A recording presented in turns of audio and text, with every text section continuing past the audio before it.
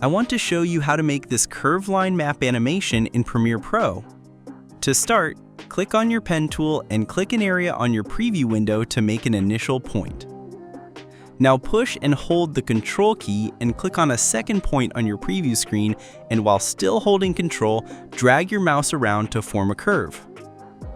Go over to Essential Graphics and uncheck the fill, and check off the stroke. You can increase the thickness of your line by modifying this value. To animate our line, go over to Effects and find Linear Wipe, and add it to the line graphic layer. Now go to Effect Controls and click the stopwatch icon beside Transition Completion, and modify the transition angle to -90 degrees. Increase the value of transition completion until your line just disappears off your screen. Then move your timeline slider to however long you want the animation to last. Then decrease completion until your line just finishes its route. Everything is ready. Let's see the result.